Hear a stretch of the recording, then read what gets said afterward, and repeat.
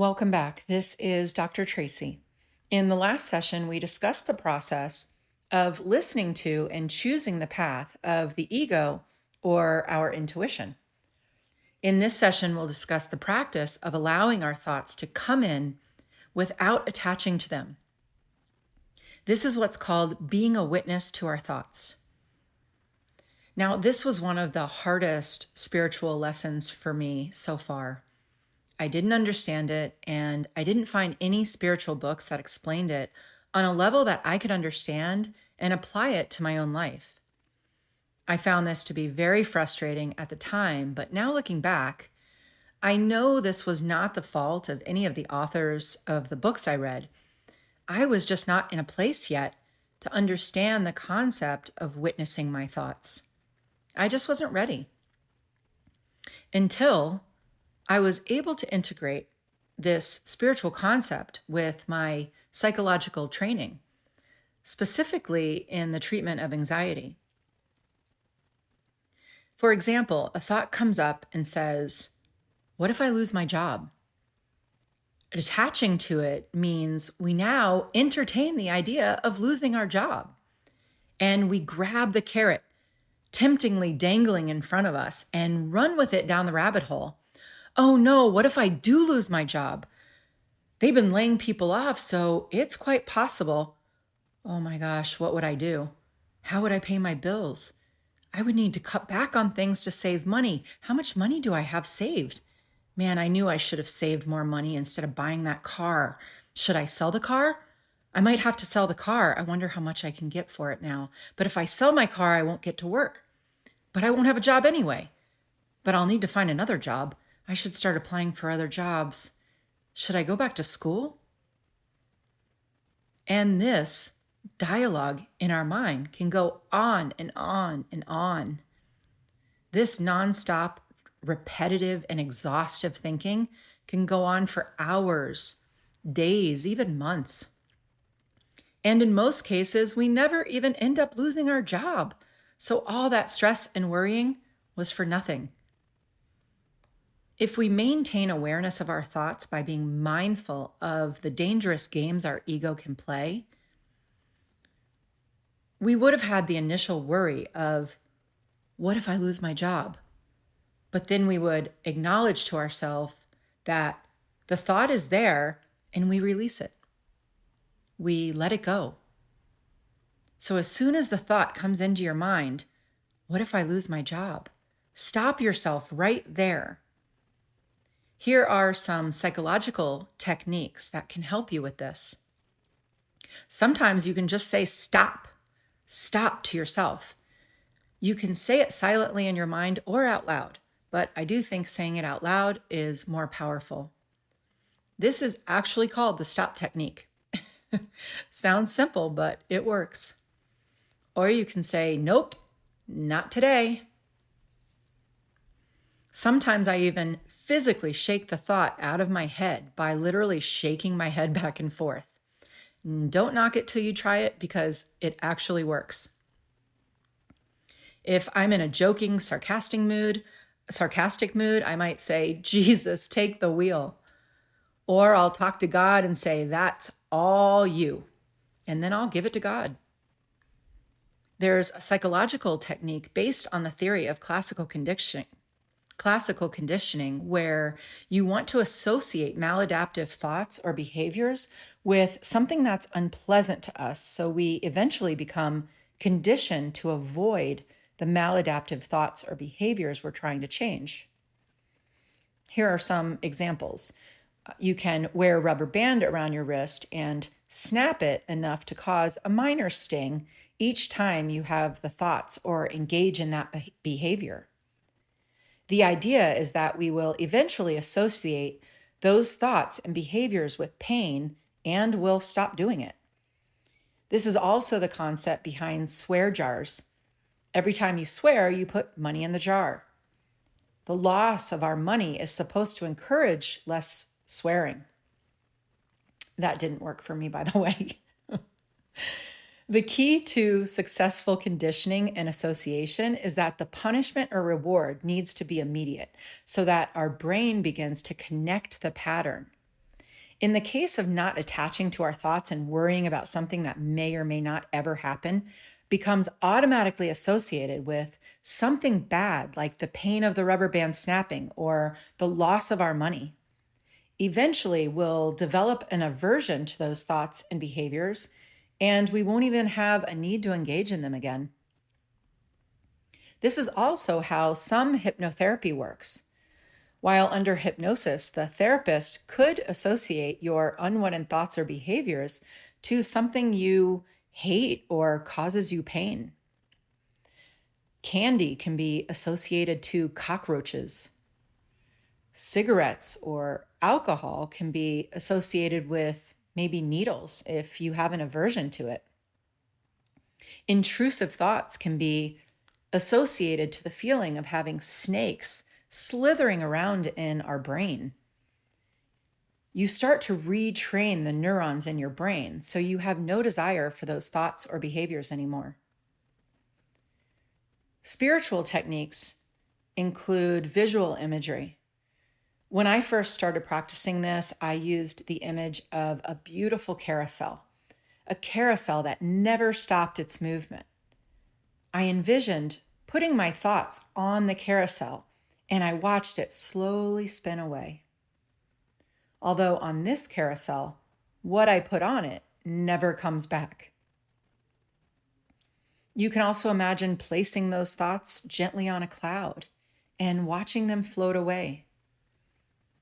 You can put your thoughts in a hot air balloon and cut the rope that's tethered to it and slowly watch it fly away until it can no longer be seen. You can watch your thoughts like you're watching a movie. The scenes keep changing, so we can't attach to any one of them.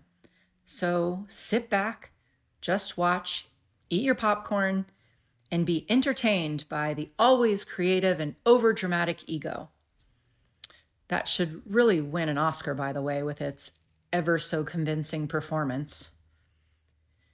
These techniques may sound silly, but it's actually scientific. Contrary to popular belief, our brain cannot multitask. It is actually impossible to think of two things at once. When we are multitasking, we are actually just rapidly shifting back and forth between thoughts or between tasks because we're not thinking of several things at once. As we shift our mind to one of these techniques, we've already shifted away from the intrusive thoughts. And voila, just like magic or science, we allowed a thought to come into our mind, and instead of attaching, we are now releasing.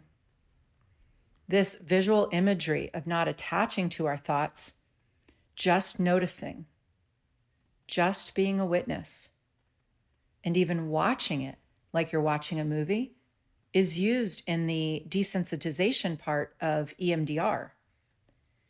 For those of you not familiar with EMDR, it's a psychological treatment intervention that was initially developed to treat trauma. However, now it's used to treat many different mental health issues. Another technique is to separate the ego into another entity visually. Visualize the ego as a little monster or devil. It's an easy way to detach and dissociate ourselves from it. You can even envision it to be someone you dislike or someone who's annoying or funny. Give it a voice. The voice can be matching what it looks like. Funny, scary, annoying. Use whatever you think will help you separate yourself from it to realize that these thoughts are not your genuine thoughts. They are instead a manifestation of all of your fears. Give the ego a name. Name it something that matches the face and the voice. For me, I find the ego to be annoying and full of hot air, so I visualize it to be an annoying little man with an annoying, whiny, nasally voice and a name to match. I won't share the name. I don't want to offend anybody who happens to share that same name. But you can refer to the ego by name. I'll use my name as an example. You could say in your mind or out loud, "Okay, Traci, settle down. Enough's enough." If I'm feeling a bit sarcastic and want to poke fun at the ego, I'll say something like, "Ooh, sounds like Traci's a little angry. Wouldn't want to make Traci angry now, would we?" And then I just smile to myself. It's a quick, easy way to minimize the intensity and severity of our thoughts. And just like the other techniques, while you're visualizing this, you're no longer thinking those intrusive, unwanted thoughts. Once you're able to redirect your thoughts, now you may need to redirect yourself. You can distract yourself by refocusing your attention on work or whatever is around you in the moment. Maybe we trailed off from a conversation that we can now refocus our attention to. Find something that needs to be done, like running an errand, cleaning, changing the sheets on the bed, folding the clean clothes, giving the dog a bath, cooking dinner, yelling at the kids. just kidding. Or you could do something more fun or relaxing. Engage in one of your coping skills. Go for a walk, exercise, talk to a friend, take a bath, meditate, play with your pet, play a game, listen to music, do something creative, or engage in a hobby. Monitor your self-talk through this process.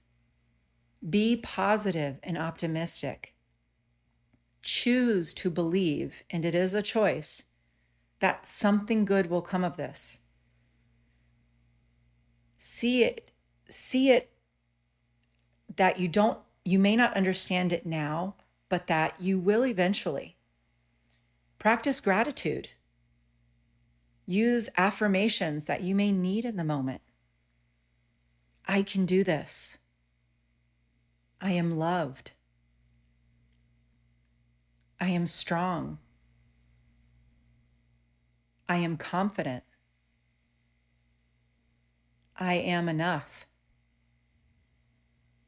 I matter. I like to remind myself that this too shall pass. No emotion lasts forever. It will all work out as it should. I know there's a plan and a reason. I just need to maintain my trust and keep the faith. I have a mantra that I repeat to myself. I trust in your plan for me, Lord. I repeat it every time I have worries and doubts. Now keep in mind, just because you redirect yourself once doesn't mean those intrusive thoughts won't come back, because they will. Remember, the ego is used to winning, so it won't accept defeat that easily. You'll have to repeat this process continually, especially in the beginning.